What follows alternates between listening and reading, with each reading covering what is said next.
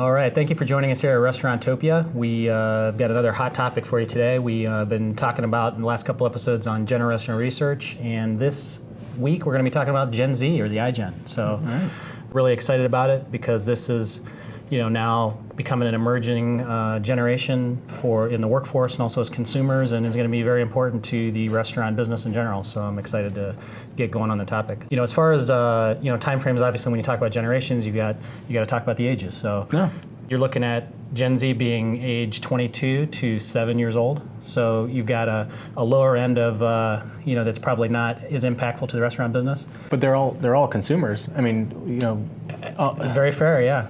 I mean, unless you have a lot of alcohol sales, like that's going to be a lot of people in your restaurant. Their flavor profiles, the things that they're looking for, and their taste, it's going to be important. Yeah, and we both have kids. I have a 6-year-old daughter. I have an 8-year-old. You have an 8-year-old son, so we're right there. Like I'm not numb to believe that they're not helping us make decisions and where we're going to spend our money. Oh, I'll tell you what. My son, he hears a commercial from one of the national chains, and when we drive by that place, whether it's Arby's, where's the meat, or whatever their catchphrase is, or he's even talking about Dairy Queen now, and obviously we'd say we only go to local independents in this family, but but there's a rule. There's an absolute hard line rule, but the fact that marketing is resonating with an 8-year-old, it's effective, and don't kid yourself that it's not. No, absolutely, no question. So that's the age range we're dealing with, and all the way up to 22 years old, which they're getting ready to graduate college, if not graduated from college, going into trying to figure out careers and what they're going to do with their life. What I mean? So it's important to look at aspects of how they are as consumers in your restaurant, but also how they're going to work in your restaurants as well as time goes on. So. I think one thing interesting with this generation that we're talking about today is that they also have disposable income. Their parents are, typically, employed, and maybe in past generations at this time in their lives, the parents didn't have as much disposable income. But now you're really seeing parents that are doing quite well. Sure. Yeah. No question. Yeah, and it depends on geographics and where you're at. But sure. For the most part, I would tell you as a general rule, like this population, they've got money to spend. No question. So if they're walking home from school and they want to grab a milkshake or doing whatever it is, like they're gonna spend that money somewhere. And actually, as I was doing my research, I read a stat that for every $5 Gen Z spends, $1 is spent towards food. So you look at that, so that's 20% of their income, or excuse me, the outgoing money, and you still have it, and we talk about 7 years old to 22, but you still got let's say 14, 15 to 22. Yeah. You know what I mean? That maybe there's a portion that's on allowances, that they've got money coming in that way that are a little younger, but then you've got ones that are actually potentially working in your restaurants, earning money, and then spending it, and how does that all tie together, and what do we do? And when the parents are working, a lot of those kids are making the food choices. Sure. Whether they're having, they're asking mom and dad to bring home food for dinner if you had a fast casual takeout place, or, they're having food delivered to the house. Yeah. And what was it, Domino's, I think, that did the marketing on the everybody in the family wants pizza, and then the one wants salads. Yeah. A salad or something, like the daughter wants a salad or whatever, and then the pizza spoiler. I can't remember the term they used, but it was like so, and they're like, oh, we have salads too for that person. What I mean? So all those things like that marketing is all geared because that's money being spent. No question. And there's there's a limited amount of food dollars that people are going to spend, but you can't get back last Tuesday's takeout if you're not trying to communicate with that audience. You're not trying to get in touch with them and market to them. Yeah, no question, absolutely. A couple of stats on Gen Z, because it's not as we talked about millennials in a prior episode, but and I think people are more conscious of that, and I think sometimes when you look at 22 years old, we're probably still calling those people millennials, 21, 20, correct, 19, yeah. The millennial term really just jumped Well, and it's that whole thing where they've been vilified too. Sure. And we touched base on that in the episode on millennials. It's like how foolish that is for us as the older generation, and them to paint them with that brush that's just, it's not accurate. One, but two, it's too complex of an issue to kind of use a stereotype and just put them in one box. Yeah, but because there's so much emphasis put on that millennial, I wanted to go through a little bit more some stats on Gen Z and statistics that'll give us an idea of like where their mind's at, where they're going, in some of the survey information. So, one thing they talk about is Gen Z is they're talking about it being the most radically diverse generation we've ever seen. So to the point where studies are saying that they're so diverse, this generation, that the only time that they notice diversity is when there's a lack of it.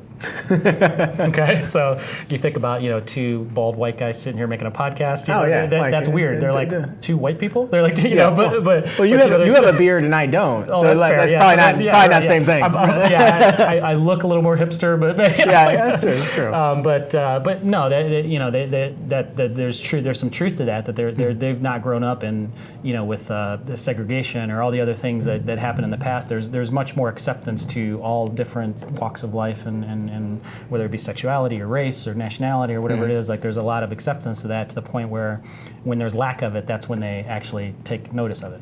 So I thought that was an interesting thing. I think, not to interrupt you, but I think the technology and the way we've looked at generations in the past, I think is going to shrink down quite a bit too.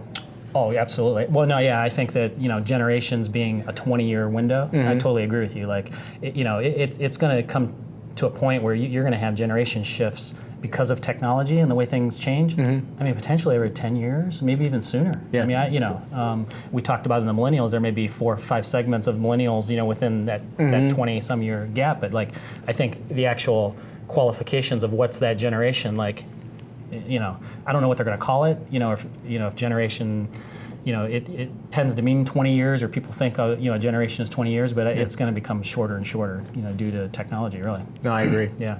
So let's talk about media consumption. I read some statistics on millennials versus Gen Z and media consumption, and in this, I wanted to put this in there because it really resonated with me.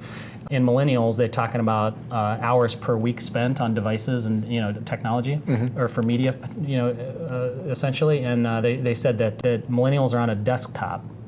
Okay, so over 16 hours a week.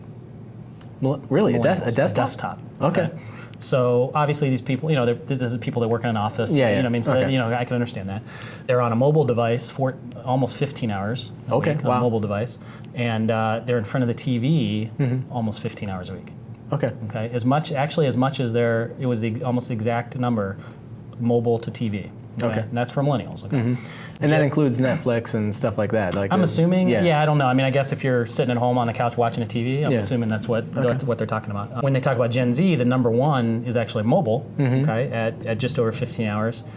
TV coming in second at 13, and then laptops at 10. Laptop didn't even make the top 3 for millennials, but so it's mobile, TV, laptop. Again, TV probably being Hulu, Netflix. They're on demand content. And again, that's in both of these two generations. I think that's the dynamic shift where again, we can talk about all these streaming platforms, but they have trained us all up to be like, oh, I'm going to binge a season versus I'm going to wait for a week to go by and a week to go by, and then I'm going to be like, this is going to be part of my routine. And no longer. It's I'm going to watch 25 episodes in 3 days. Yeah, and when you're in a situation that you're watching a TV, and let's say you're not on a streaming format, you're actually watching something recorded, or is TiVo? Can I still say TiVo? I don't think you can. I don't know. Is that? I think DVR. I think DVR is that what it is? DVR. Yeah, and TiVo is not a sponsor of this podcast. No. It still exists though. I think. Blockbuster. No. So, but you're fast forwarding commercials, or if you're forced to have commercials, what are you doing during a commercial?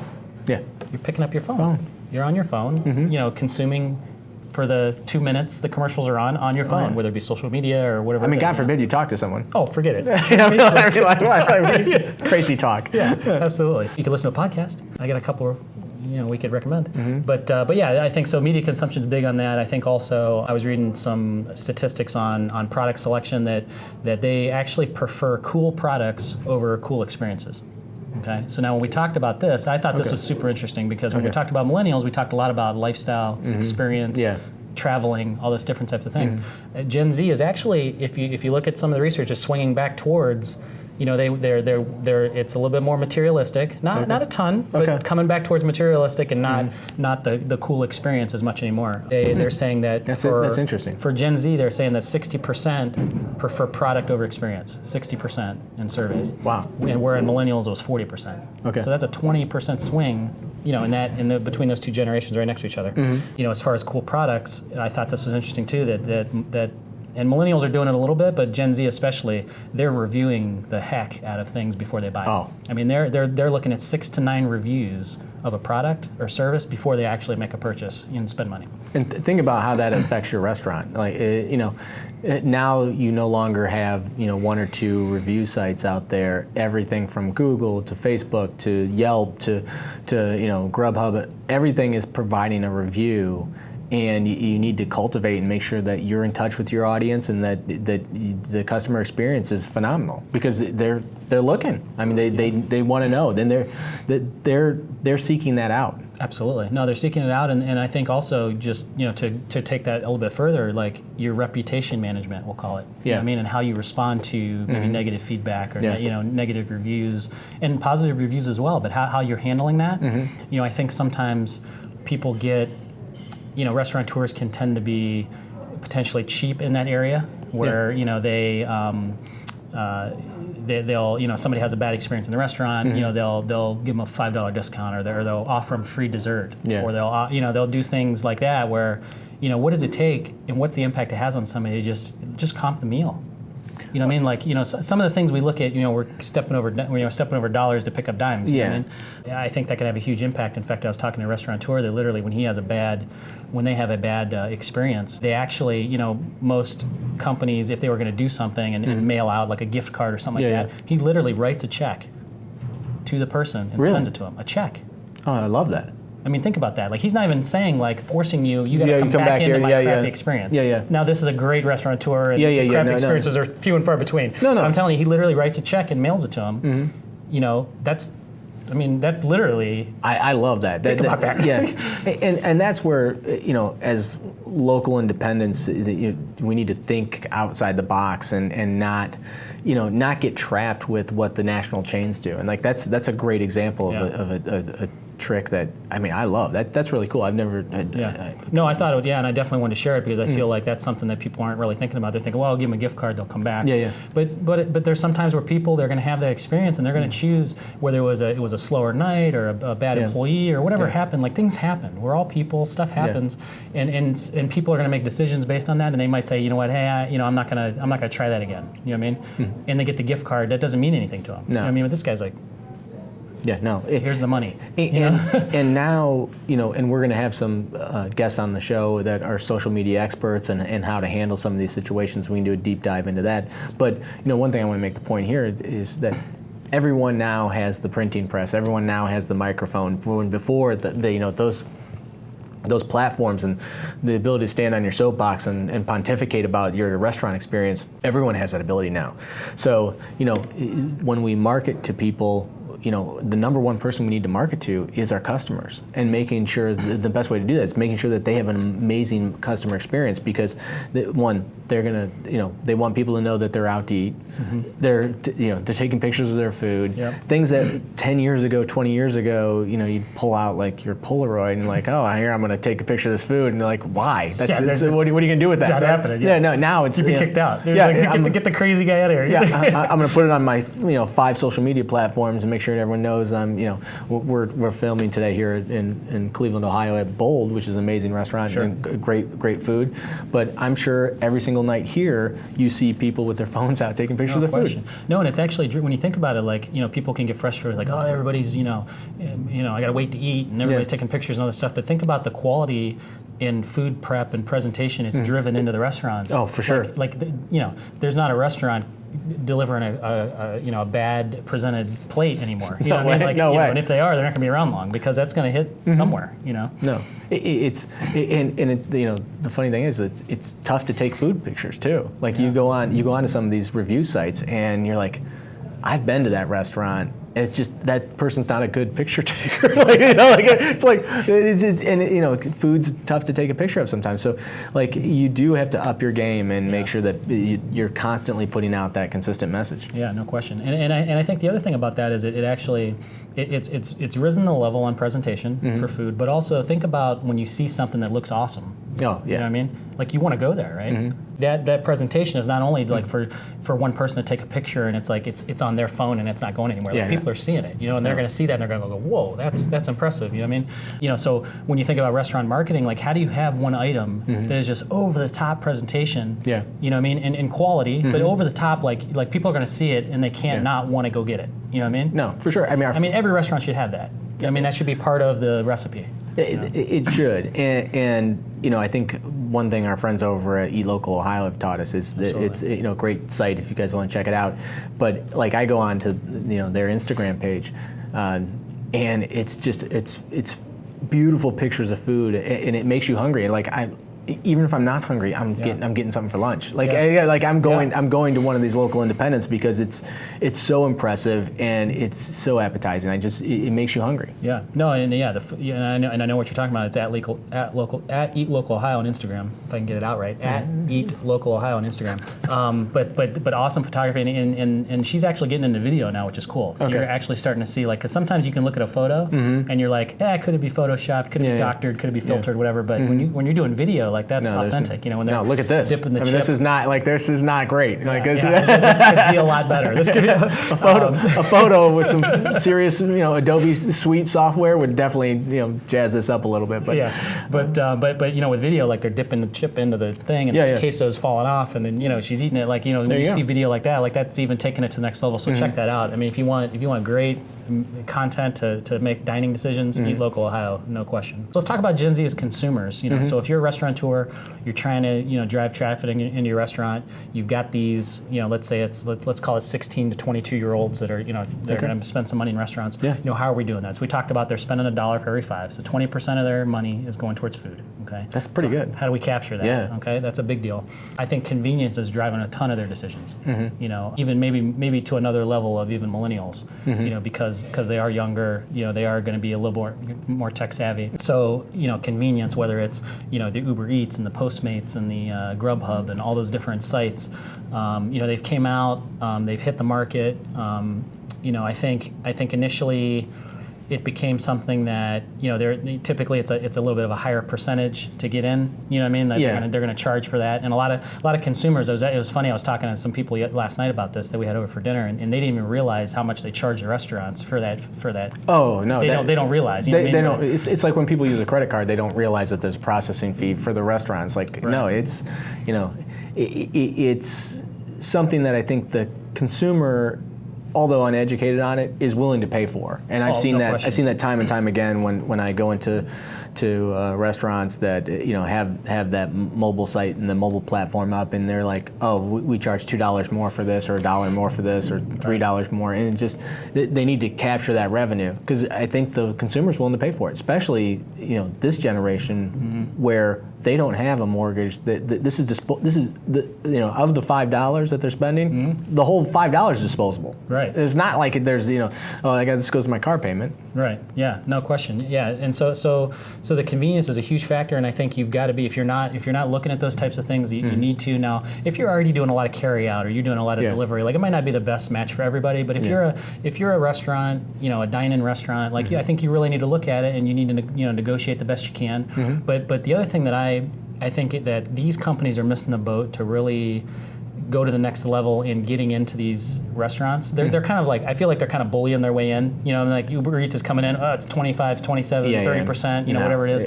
You got to negotiate, but then also like be smart about it. Like if I'm Uber Eats, well, forget Uber Eats. They're not going to do it. If I'm a restaurant, okay, and I'm using Uber Eats, there is something going in that package, for sure, to the customer with some sort of information, that I can get a little bit of detail that they'll bring back for something. So let me paint a picture.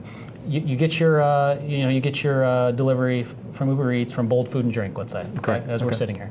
So you get your delivery, it comes in, you open up the bag, and there's a little postcard on it, and it's got maybe name, email, phone number, Is this your first bold food experience? Yeah. Why did you dine here? Just Yeah. getting some information, because think about how awesome it would be to understand that I'm going to spend that 30% knowing that that's probably double, maybe even triple, like what I bottom line in my restaurant. Oh, for sure. You know what I mean? Like if your bottom mean- line is 10 or 15%, that's 30% is double, double or triple what you're actually, generating. So can you really make any money on that product? Like it's very minimal. It's a marketing effort.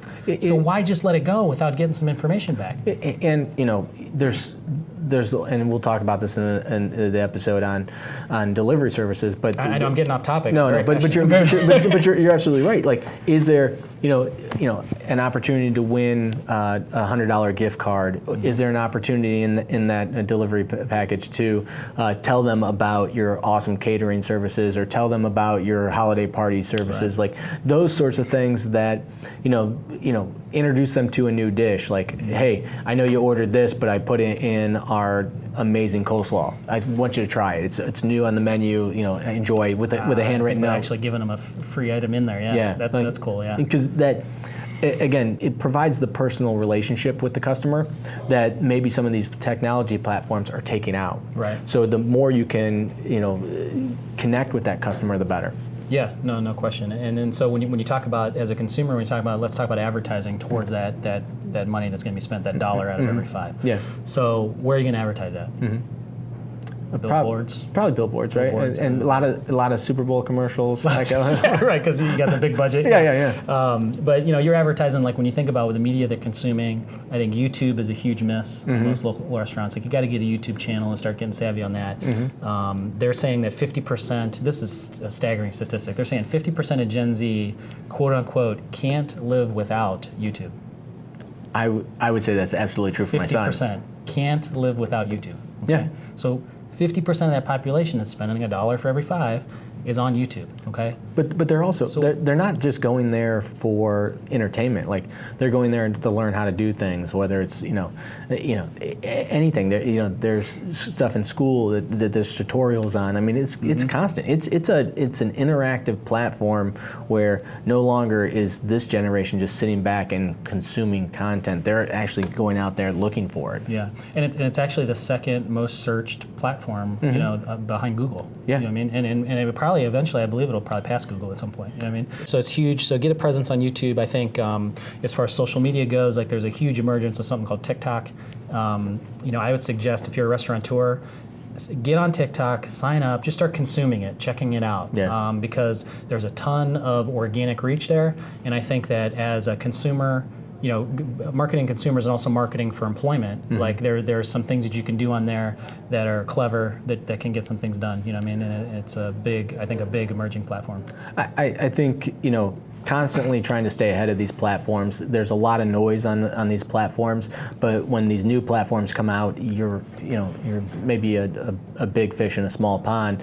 So the ability to create content, I think, is going to be king, and then the ability to put that out consistently is absolutely what you need to focus on. Yeah, no, for sure. I want to talk about texting a little bit too. Like, do you like getting text messages? I actually do. You do? I prefer that over most forms. Do you like to be marketed to in a text message though? It depends what it is. If I get an offer and it's something that I want, Yeah. absolutely. I'll give you an example. So was doing some shopping for holiday stuff, and it was Dick's Sporting Goods. They said you get 10% off if you give us your phone number, and we'll text you the offer code. So like 17 texts later, I finally get this coupon code, and it didn't work.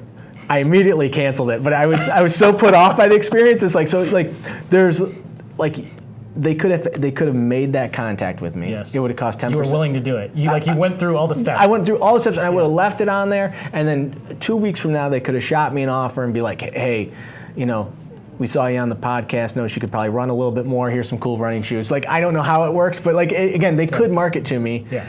And they dropped the ball by not letting me. Like the coupon code should have been universal. Like, when you do a trick, don't beat people up on the fine print. Like, it just totally defeats the purpose. And now, don't make it difficult. No. You know what I mean, like, because people, like you said, you've got an experience from that, and that's gonna determine whether you're gonna do business with them. Yeah, and again, maybe I'm still gonna go back to them in the future, but I canceled immediately the text message service. Sure. So I'm out of that direct line of communication. They had access to my phone for 20 minutes and could reach out to me with a good offer, and they failed. Yeah, and so on the texting thing, so Gen Z, actually there's the poll says there's 64% of Gen Z want to get specials and discounts text to their phone. 64%. Wow. Okay, that's So, listen, if you're not figuring out how to get on text messaging, they want it. I mean, more than half of them want it. No. So, I think that's a big deal too. And then social media channels, just going to the next level. We talked about pictures of food. We talked about those things, like stuff's being shared. Have a good representation on social media. I'm not saying you got to be the coolest social media account out there, but have some representation so that when they take the picture of the food, they could tag you in the picture. They could tag the location. They can do those things so that when people see that hopefully good plated presentation, they go, wow, that's great. Where is that? And it's right there. You know what I mean? For sure. You're not on Instagram?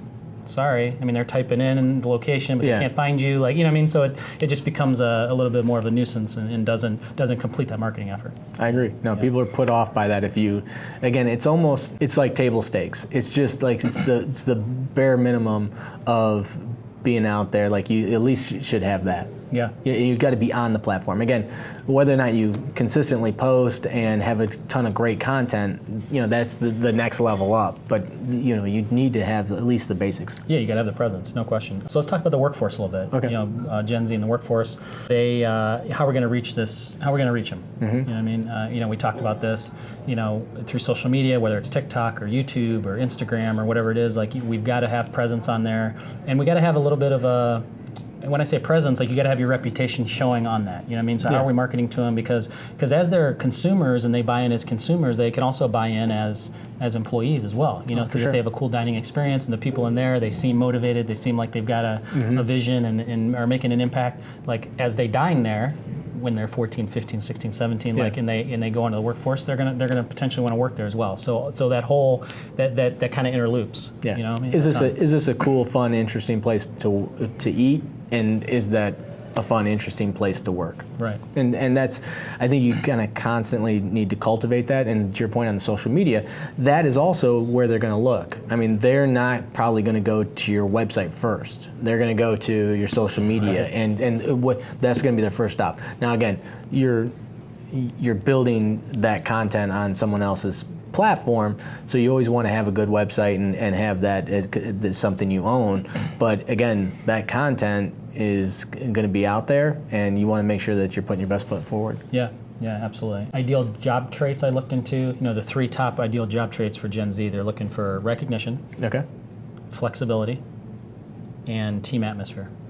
All right. Okay, so I thought that was interesting because it does parallel a little bit on the millennials with the recognition and different things like that, but in the team atmosphere. But it's really, as we talked about in that other episode, it's forcing us to be better leaders as restaurateurs, to say, like, what kind of culture and team environment are we aspiring to so that we can actually have these people want to work in our places.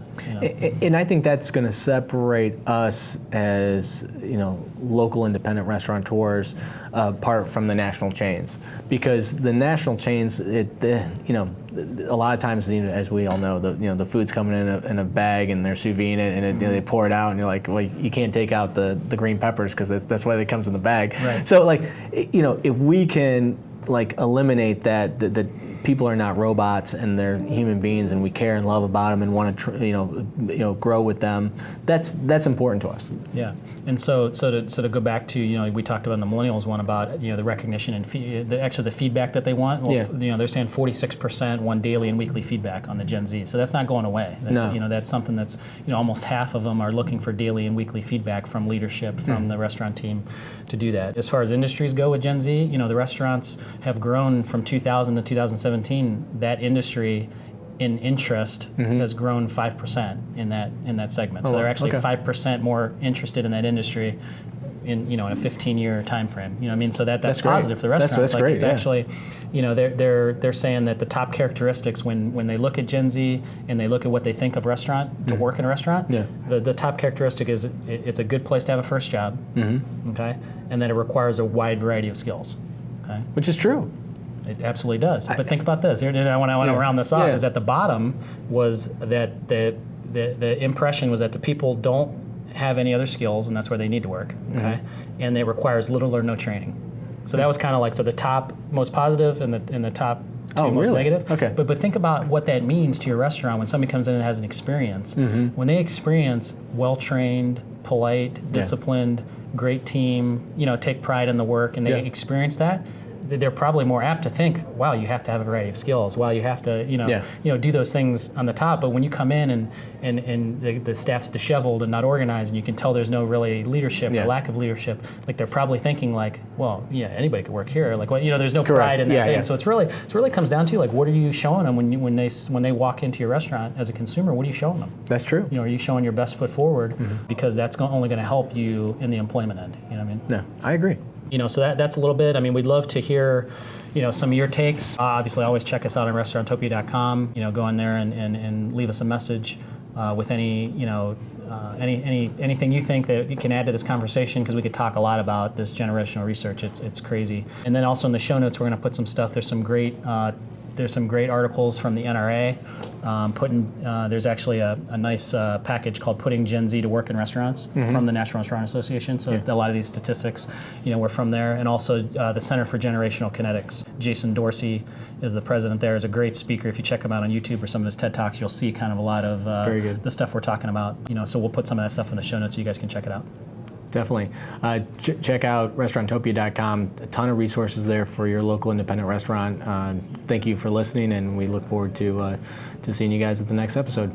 Big shout out to Bold Food and Drink in the Cleveland Flats here for hosting this episode of Restauranttopia. Great place here in Cleveland to eat and drink, fine dining, and also for any holiday parties. They got a beautiful back room, which we're sitting in right now. And so I encourage you to get down here and check it out.